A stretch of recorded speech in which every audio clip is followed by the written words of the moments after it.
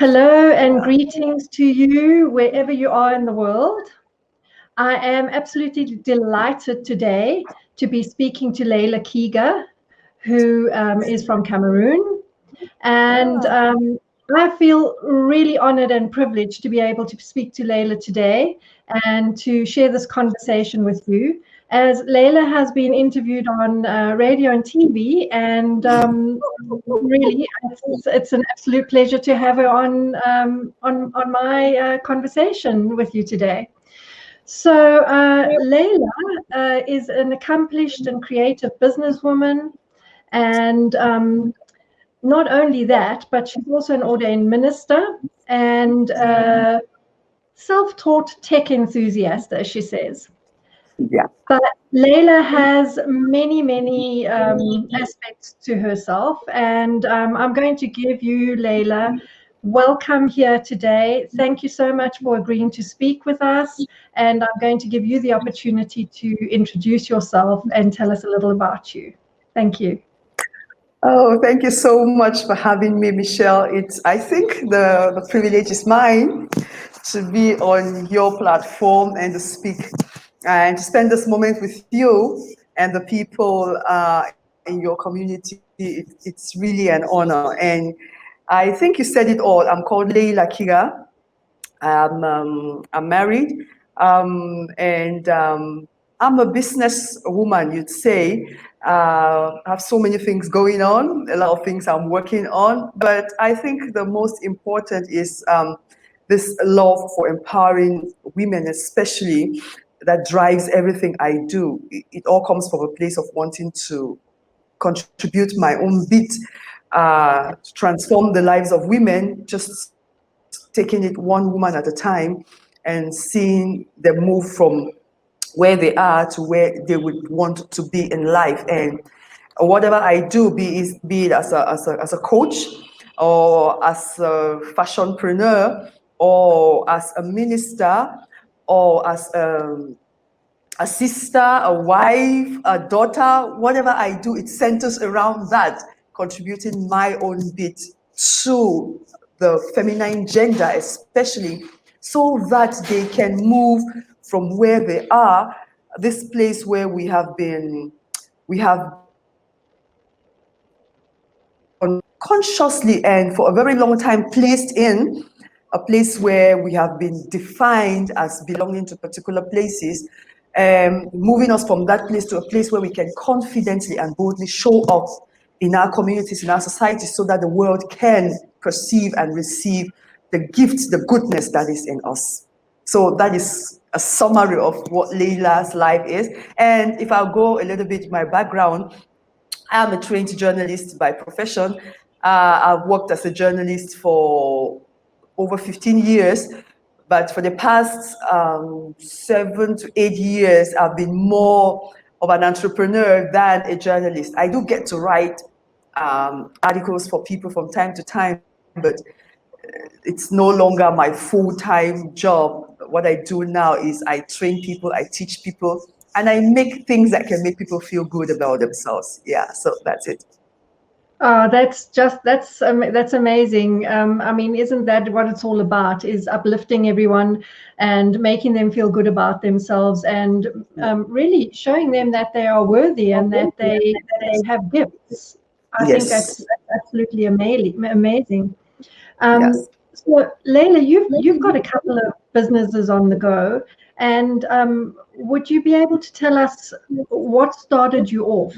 So when you were working, what was it that made you change and decide to become more of an entrepreneur than a person who was in a working job? Oh, all right. So while I was working as a journalist on TV and on the radio,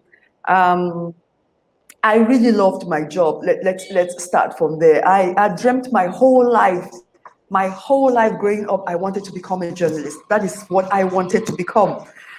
Because when I watched TV, there were some women, I can just picture those anchor ladies. Each time I tuned in and I saw them, I was like, wow, this is something I want to do. This is who I want to be.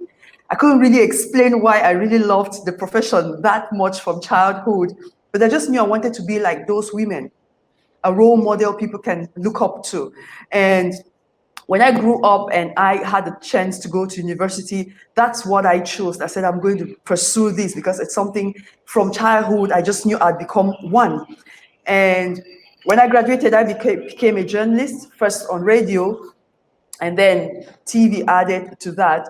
But while doing all of that, something happened that made me realize that as much as I love the profession, there is so much more to what I want to do than what I was doing. I had the privilege of being the very first, I think one of the youngest in Central Africa, if I'm not mistaken, editor-in-chief for a news desk. And back then, I had a French and an English news team to manage, to build and to manage, because we're just starting off the TV station. So I had to build that team and I had to manage that team. And so that challenge of bringing in people and assisting in training the people that came in, I realized that I got more fulfillment helping those people stand out, helping those people succeed in the profession. And each time I helped a colleague and maybe drill a colleague through the basics and what had to happen, and maybe she went for the first time on air and had her newscast and she did well, I was so happy. I felt like I was the one doing it. I felt like something amazing had happened. And it happened with several of my young colleagues who, and I told myself at some point, I think I find more joy helping others to stand out than I do being in the limelight myself. I got to a point where I didn't really enjoy being the face of the English news casts at 7 p.m. or 9 p.m. I really didn't enjoy it anymore. It was some kind of routine to me right now. So I got to that point and I said, I think I have to consider doing something else. But then I didn't know what to do. I just thought of that and I left it and I continued working. And the second thing that happened is, while I was working, unfortunately, I don't know if this happens around the world, but this is what happens in most African countries and especially Cameroon. What you earn as a journalist, it can't make ends meet. You can't live of it. And so a lot of us are forced to get into very compromising situations. So while working, I knew I had to do something else to make sure I had enough to take care of myself and the things that pertain to my life and my family. And so I started making bags and shoes and clothing for my elder sister. She is a fashion. Wonderful. Yeah, she loves fashion so much. And at that time, they just started revamping shoes in Africa, all of Africa. That's around 2010, 11. They started revamping shoes in Africa a lot. People began taking old pairs of shoes and revamping with the African fabric. And so it was something that was really happening and lots of people were enjoying it. And since I'm somebody who loves shoes and I really love the African fabric, I thought to myself, I should do that for my family. It was more of for my sister. I did some for her and she really loved them.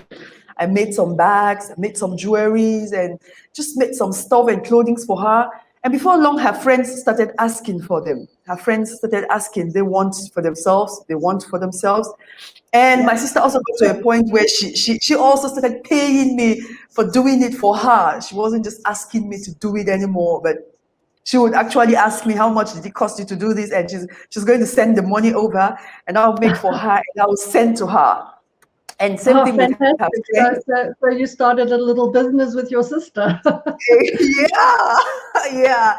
And her friends saw them and they loved it. And I started doing it for her friends. And it just spiraled and people around began asking, I have this shoe that I love so much, I don't want to throw away. Do you think you can make it look beautiful with something? I was sure, why not? I did it for them. I made bags, took bags, revamped handbags also, and clothing, just helping people doing that and getting paid for some, and some, well, just doing it for free. And so that helped me get some extra money that I could use for myself and take care of myself. And at some point in time at my job, what really, really made me transition was I was overwhelmed with work and I had to work, I worked Monday to Sunday, and most of the times I got back home from 10:30 p.m. And so it's like it took a toll on me, and I got had problems with my nerves, and I got depressive. So at some point in time, I saw a doctor who told me I had to take it easy, and I was placed on medication.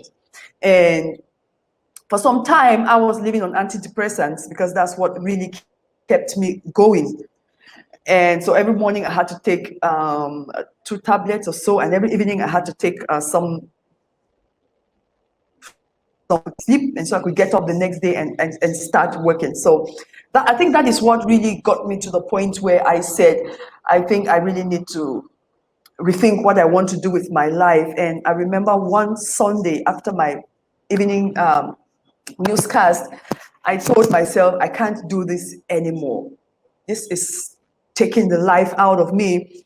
I am not healthy anymore. I don't even get to do the things I want to do anymore. I don't even get to go to church as I would love to. I don't get to spend time in my community as I would love to. I am all about the job, and I'll do a lot of things, and at the end of the day, I can't even carry my head anymore because it's like it's going to explode. So that evening, I made my decision and I said I wasn't coming back. But I didn't have an option. I just said, I'm not coming back here. I think I need to do something else, but this is not it. I don't feel as though this is what I have to do with my life anymore. So I'm just going to move on. And so I left. That often happens in life is that your body and your health actually just puts that in there for you so that you can make a change. It says enough is enough, and you're actually almost forced to make a change. Exactly. I was really forced because I don't think I would have if the health issues didn't come in. I would have probably tried to persevere a little bit more, but because of the health issues, I knew I had to make a choice. And so I left that Sunday, and till date, I've never looked back. Yeah. That's amazing. That's amazing. And you've just gone forward in so many different ways. I mean, I'm so excited about all the things you can tell us. I know that besides your passion for shoes and fashion, and that you also have Cora Communications. And can you tell me a little bit about how you started that and why? Yeah. So when I left my job, and the only thing I had, which was my side hustle, the shoes and bags, that was the only thing I had that I could fall on. That's the only thing I could live off for some time. And then I got opportunities to do some freelance writing work for a friend of mine who just came in from Ghana. And interestingly, one of my young colleagues on TV, I left a lot of things I was doing, I left it in his hands. So when he met her, he told her he knows somebody who can help her do what she wants. So the lady called me and said, this person recommended you. And so I met her, and she told me she wanted me to write articles on the top 50 women in the country for her magazine. Oh, wow. So I went online to research about these women. I knew many of them because working on TV, one of the advantages of being a media person is you get to know a lot about people. You just get to know people. And so I already knew so many of them. And so I went to do some more research online to see if I could find out information about them, things they have said about themselves, things they have written and put out there. So I can take that as an authentic source of information about them and use it for my article, because to interview all of them would have been very difficult. So when I went online, I realized that I didn't find anything about almost all of them. And it really troubled me because I told myself, we have amazing women in the country, those who are back home doing amazing things, those who are abroad doing great things, not only for themselves, but for people back home. And nobody knows sharing anything about them. It really bothered me. So I came back to my friend and I told her, I'm really amazed. I can't find anything online about these women, and it's really troubling me. And then she told me that yes, she realized that personal branding is a problem in Cameroon. Before then, I'd never heard of that term. I'd never heard of it before. And it struck me, and I was like, what is she talking about? And immediately I went to the internet and I began searching, good old Google, and I realized something that has to do with empowering people, helping people stand out, helping people being authentic and all of that. I'm like, I think this is what I really want to do with my life, but I didn't know how to do it. And this is a description of what I want to do. And I decided immediately, I started looking for coaches and mentors online who could help me learn about this. I wrote to a couple of women who had gone ahead, and one of them immediately that same day, I think about an hour or two, replied and told me, yeah, she's willing to train me in all of this and all of that. She's willing to take me under her wings and teach me how this works and what it's all about.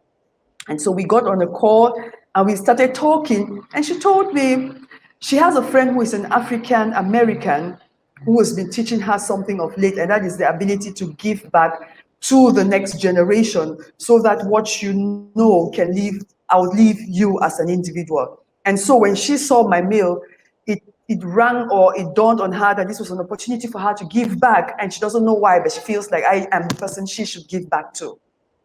And wow, that's amazing! Yeah. What a gift! You know, it's just, it happens that way. Just the right timing, the right person comes along, and it's actually when you take a step in the direction that you want to go to, it's amazing how the people and the information finds you. Yes. Straight away. That is so true. That is so true. Because I can't even explain why. I mean, she's never met me before. She's not African. She isn't. There is really nothing that could say, well, she's kind of linked or tied to me. She's never been to Africa before, and but she chose to do this, and I went on board, and we took some time, about a year or so. She spent time training me on this. I remember at times I would go to, back then the internet was not so common, so I had to go to cyber cafes to log in just like we are right now with an earpiece and listen to her just to get what she's saying and what she's transmitting. So after a while, she told me one day, Leila, I think it's time to give yourself permission to step out and do this. I think you're ready. And when she told me that, I was a little bit worried. I was like, I thought there was still so much more. And imposter syndrome just crept in. I was like, but nobody knows me as this. People have known me as a journalist for a very long time. Suddenly, I disappear from the scenes, and a couple of years after, I come back and I say, I'm into personal branding. I want to be a coach, a strategist, whatever. How does that tie? So it took me some time to really get in, but finally, in 2016, I made a decision. I said, I'm going to hold my very first workshop. I'm going to put it out there, and I'm going to invite people, and I'm going to ask them to pay for it, and they're going to come, and I'm going to teach them this thing. And I did that the first time, and I think I had about 20 people, and that really made me, it kind of made me realize that it's something I can do, and it's something I am ready to do. And so I continued having the workshops, and that's how Kara Communications was born. Fantastic. That's an amazing story. I mean, when you told me that the woman said she just felt that she should give back to you, I got gooseflesh, because it's an energetic thing, you know. When somebody needs to find you, they will, and when you are open to receive, then the people will come into your life. Amazing. So Kara Communications was born, and there you help people to find clarity and to brand themselves properly and everything. So what else do you do there besides the workshops? Okay, besides the workshops, I started off with the workshops, and I got to a point where I realized that the group settings are good because people encourage themselves, but working with people one-on-one is also another option. It's really good because you get people get the opportunity to be really open and really go deep into the things they wouldn't want to bring out in front of others. So I got into the one-on-one coaching side of it as well. So I helped people who want to build businesses around their expertise, around their competencies, around the things they know so well how to do, around the things they're passionate about. So I decided to start taking one-on-one clients. And I remember my very first client that was referred, I was referred to her by one of the people who attended my very first workshop. She got to the lady and told her there is somebody she thinks can help her with her branding.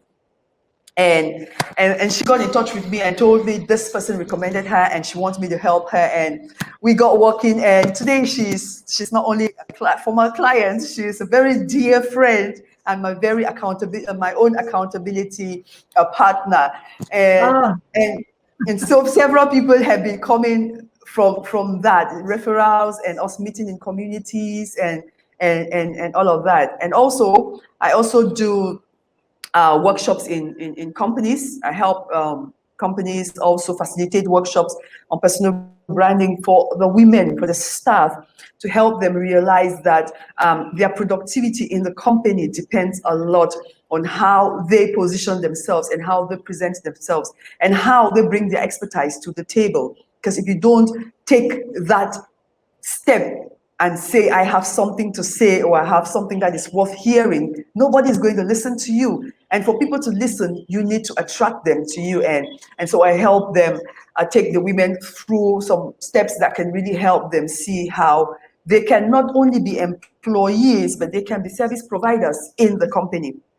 So you stop looking at yourself as an employee, but you look at yourself as somebody who has a service that the company needs, and you're actually providing a service, and your service is valuable, so you can really give yourself to your task.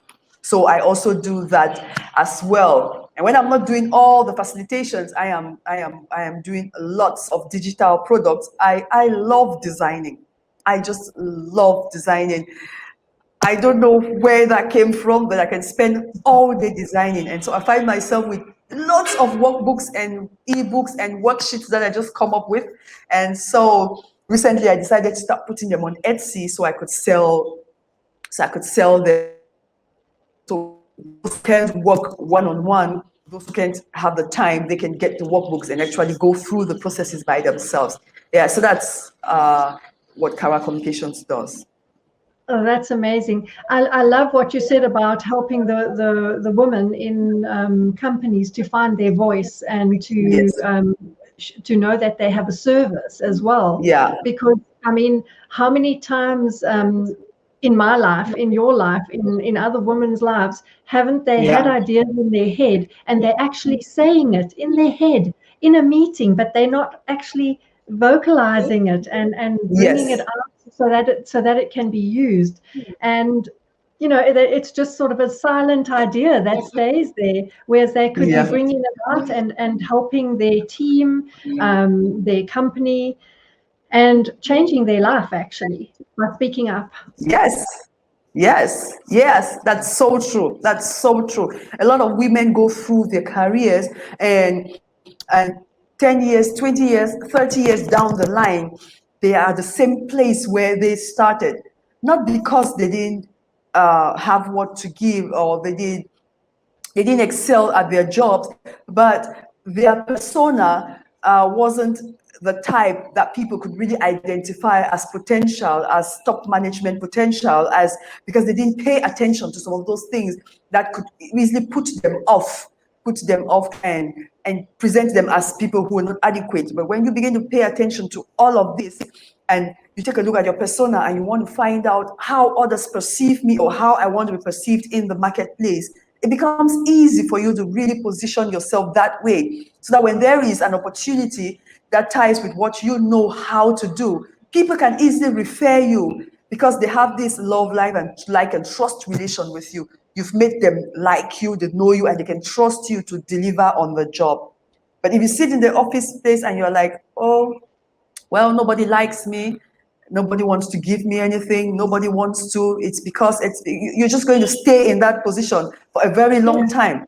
Yeah. So at times you really need to take upon yourself and work on these things. And what I tell the women after my training is, when you have had some of these things and you've realized some of those strengths that you possess, take this as an opportunity and walk up to your HR manager and tell them, hey, I think I am good at this. This is my track record. I think I am a good candidate for this and this position. I think I'm a good candidate for this and this and this. And you could create this in the company, and I'm sure I can manage because this is my track record. And present it before them, and you'll be surprised at how they can just take you on your word, and you find yourself in a position because you chose to take time to invest in yourself and position yourself as the go-to person. Yeah. So. Yes, and promote yourself. Promote yourself, Exactly. because sometimes we're waiting for somebody else to promote us and to lift us up, but actually it's up to ourselves. And if these women can use their voice and say, here I am, they can show up, here I am, and this is what I can do, and promote themselves, it can change their life. Yes, it's amazing. Exactly. Love that. Exactly. Love that. Yeah. So let's talk a little bit about the House of Kara. Okay. Yeah, because I just absolutely love those shoes, and it's amazing. I even was inspired to wear some colorful print today. I know. I saw it. I was about to say that. I love the African prints and different prints, and when I looked up the shoes online, it was like, oh my goodness, these are just amazing and beautiful. So tell us about House of Kara, please. All right. So House of Kara, I always say it's a combination. It's like a meeting point. My passion for the continent of Africa, and my passion for shoes, and my love for the African fabric, the African print. Because when I look at the African print, especially our prints here in Cameroon, they are very vibrant and very colorful. And when you look at a typical Cameroonian is a very vibrant person. It's a very, very lively person. They have so much life and so much energy in them. Though we have 10 different regions, and we have over 250 ethnic languages, and we have English speaking and we have the French speaking people, we still find this common ground as Cameroonians. We have this love for our country and love for the things that make us us, because honestly, a French speaking person in my country will put on a fabric from my region where I come from, and he will call it a kind of national identity. To him, it's national identity. It's not about the Anglophones, it's not about the Francophones. And so this love for the fabric, this vibrance, this color, this resilience that is in the people is what I wanted to put in my shoes. I say that when you wear the shoes, I want you to walk with your head tall. I want you to realize that you have what it takes to get whatever you want in life. I want every woman who wears the shoe to realize that she is good enough. She has got resilience, she's got the strength, she's got everything in her that can take her wherever she wants to go. And that's how House of Kara was born. When I started doing the mapping of shoes, a lot of people them, but there was this issue of quality. The shoes, things we're using local cobblers to put together. Quality was not so good. So I told myself, I really want it to be excellent. I want it to be something that really stays for a very long time. You don't want people to spend money and then keep spending for the sake of it. I want you own a pair. You should really own a pair for a very long time. Even if that's the only pair you're going to get, let it be something you can look at 5, 6, 7 years later and say, this shoe is one of those shoes that always carried me tall. And so I started with the company in 2014. A friend of mine who is who is an accountant, helped me put together a business plan because I was looking for how I can actually make the shoes myself, not revamp old shoes, but actually make shoes from scratch. So she helped me put a business plan in 2014, and that plan was about close to $7,000, I think, just for a start. I didn't have that kind of money, and I was like, God, how do I even do this? So I kept it. I just kept it. I'm like, okay, it's something I love, but if I can't do it, no problem. And so by 2017, I started sourcing some money. I was talking with my sister, and she was like, okay, I think I can give you something. I have something. She gave. I got what I had, and in 2018, I decided to do the very first samples. When I got them, I can't explain what I felt when I really got the first sample of shoes that I made, not just somebody's shoe that I took and made beautiful, but something that I thought and then I made.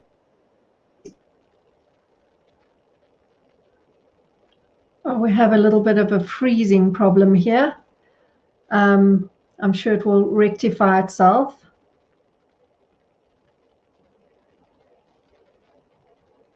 I've lost you, Leila.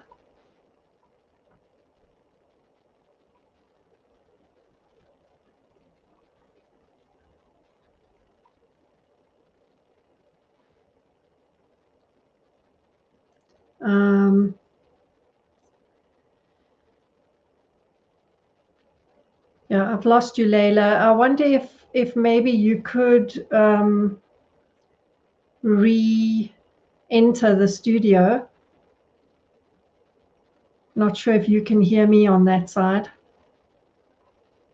Okay, I think that Leila's probably going to try and re-enter the studio. These things happen with these calls and internet, and it's just something that we have to deal with.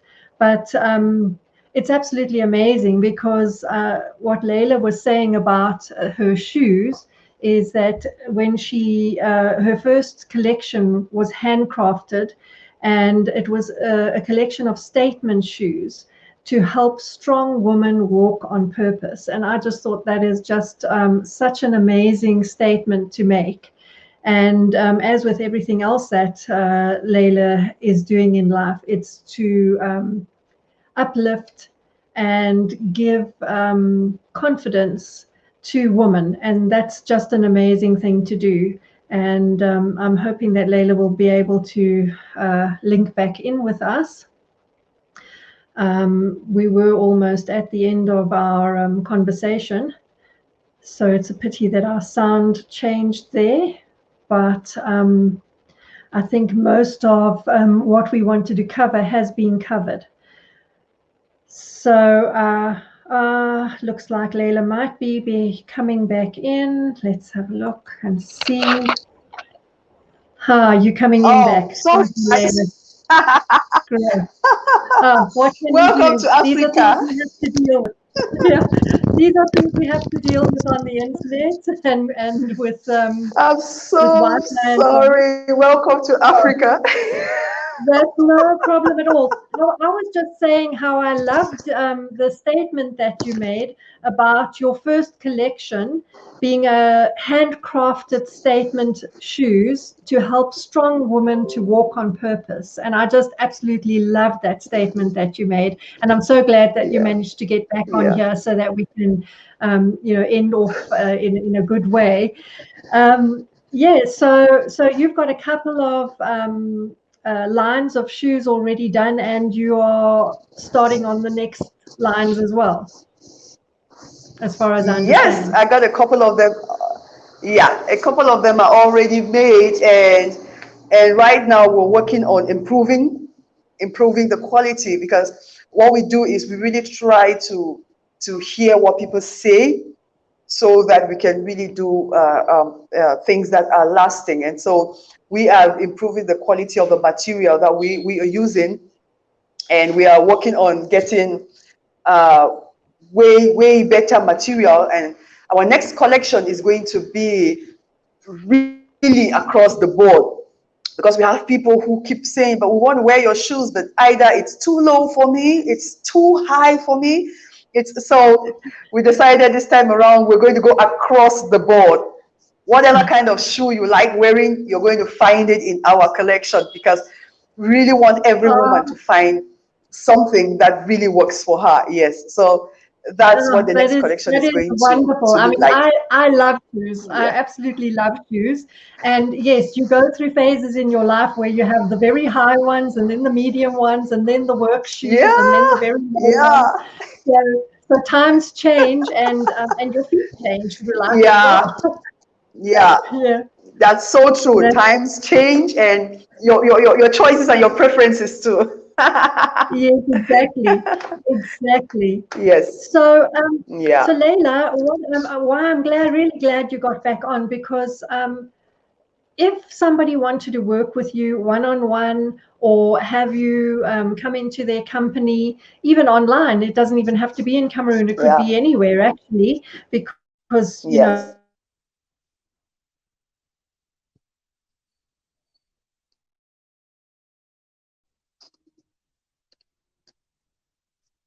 we are international. Then we are back. So where would they be able to find you? And could we put some links in the comments afterwards, so that everyone knows where they can get hold of you? And there was also something that I saw that you posted about build a thriving online brand roadmap, that you posted somewhere, and that was something that I thought that, you know, maybe would you be wanting to post that here as well, so that people could get in on that? Awesome. All right. I'll definitely do that. But the easiest way to reach me is if you just send me a message. I might not see immediately, but I'll definitely see. And like you said, I'm going to share the links with you, so you can share in the comments as well. Anything at Leila Kiga. And that's the advantage when you have I don't want to call it a typical African name, because my name is not typically African. Anytime you write the combination Leila Kiga, one person appears, and that's me. There's no other person on earth with this combination. So it's an advantage. It's an advantage I have. So I just say, when you type at Leila Kiga, be it on LinkedIn, you're going to see me. Here on Facebook, you're going to see me. On Instagram, you're going to see me. And then I'm going to leave my links as well, so people can see how they can work with me one-on-one, how we can also schedule, if they are interested, to have a kind of group session or training or facilitation or mastermind with their staff, or whoever they think I wouldn't mind. We can talk about it and work on something. And then I have a webinar that's coming up. Actually, I wanted to do a webinar, but I think I want to do a mastermind, because I believe that one day, 1 hour, 30 minutes, it's not enough for people to actually see and get results that can start them on a journey. And so what I want to do is, I want to do a mastermind, which will be 7 days. And during that, I'm just going to take people through a lot that has to do with the branding process that many people don't know. Many people don't know that this is the core of branding. Many people think having a beautiful logo, having bright colors, and having very beautiful headshots is what branding is. That's just part of the identity side of it, the visible side of it. The core of it, the heart of your brand, has a lot of introspection that needs to go on. And a lot of people flee from getting into themselves, because probably they don't want to find what might be there, or they're not comfortable with what they might find. But that's the heart of the brand building process. And that's one of the things I'm going to be doing during the mastermind, to help people understand that it's a much more deeper, I call it a spiritual work that you do on yourself. Because when you are in alignment with yourself, it's very easy for you to align with your clients that you really want to serve. But when you find out that you, when you yourself, when you have this schizophrenia going on, so many personalities going on. It's hard to attract people. People are like, she is what? Finally, who is she? And so that is one of the works we do. And I always tell my clients, alignment and synergy, that is the heart of it. When you get that right, know you're going to attract the people that are absolutely in love with what you're doing, and they're going to pay you for it, because there is this agreement, there is this connection that is beyond explanation. And that's where the work really happens. They're open to you, they can trust you, and the exchange of energies, it's really going to be authentic. And so those are some of the things I will look at. And then I have a couple of people I'm bringing on who are going to be talking about the goal setting process. Many people don't know why it is important to set goals, and actually how to set goals that you can really achieve. Many people don't even know the impact of color psychology on the things you do. People don't know how important it is to understand how colors work and how you can use it in your brand and other things. And mindset, people don't know how important it is to be okay in your own mind before you even step out. So I'm really working on putting together a team that is really, really going to help me work with these ladies for 7 days. And I'm sure at the end of it, they're really going to be on a very good footing. They're going to start off that journey to greatness. Yeah, so that's what I'll be looking forward to doing. Yeah. That's fantastic. Thank you. Sorry, yes. I had a little problem over here. That's amazing. Leila, thank you so much. That was so interesting. And I'm so glad you got back on here at the end, because this part that you put in here is really, really important. And and I think that this is what people need to hear. And yes, we will put the links in the bottom. And just before we go, is there one thing that you would like to say to women out there that you find is important? Yes. What I would like to say to every woman is what I always say I would tell my younger self. I would tell every woman, it is time for you to give yourself permission to take your place at the table. Because if you don't give yourself permission, no other person is going to do it. People are busy with their problems. People are busy with their dreams and the things that get them preoccupied every day. If you're waiting for somebody to approve you, to give you the go ahead, to tell you you can do it, you might not have somebody to do that. So give yourself permission to go out there and do the things you love, because you have that special gift that only you can give to the world. Absolutely, that special gift. And you have a unique and special name, as you said, and you have a unique and special gift too. And it was absolutely delightful speaking to you here today. Thank you so much, Leila, and thank you for that wonderful message for our listeners. And I'd love to speak to you again in some time and hear more about your masterminds and things. Thank you. Awesome. Thank you for having me. Thank you so much for having me. It's a pleasure. Bye now, everyone. Bye, Leila. Bye. Bye.